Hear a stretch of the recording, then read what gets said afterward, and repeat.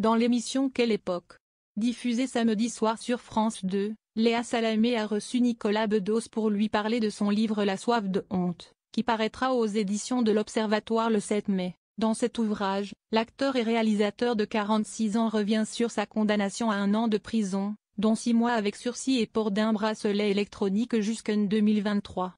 Il raconte son parcours avant et après sa condamnation en octobre dernier. Si est-il seul, sans les autres invités de quel moment, que Nicolas Bedos était assis autour de la table depuis le début de l'émission.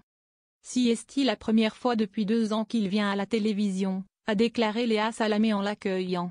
Nous avons hésité à l'inviter et à le laisser parler quelques mois seulement après sa condamnation.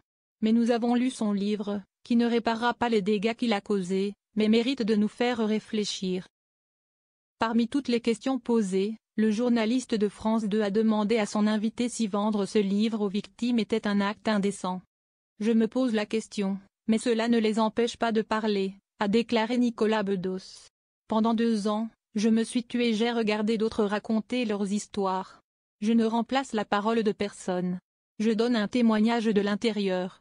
Ce livre est une enquête et un examen de conscience. Lors de cet entretien, Léa Salamé n'a jamais pardonné à Nicolas Bedos, qui s'est décrit comme un homme égoïste et irresponsable ayant causé des souffrances à des personnes. Je travaille pour que cette honte mène à la dignité, a-t-il conclu après une demi-heure de discussion. Si est-il à ce moment-là que Paul de Saint-Cernin a décidé d'intervenir depuis la tribune. L'intégralité des bénéfices de la vente de ce livre sera reversée à une association de victimes, a déclaré le sniper de Quelle époque, a déclaré Nicolas Bedos. Vous ne savez pas, j'ai juste décidé.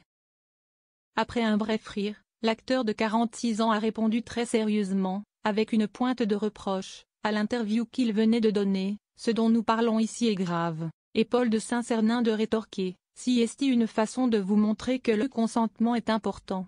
J'ai décidé que cet argent soit reversé à cette association sans vous consulter. Une leçon de morale qui a visiblement dérangé l'intéressé.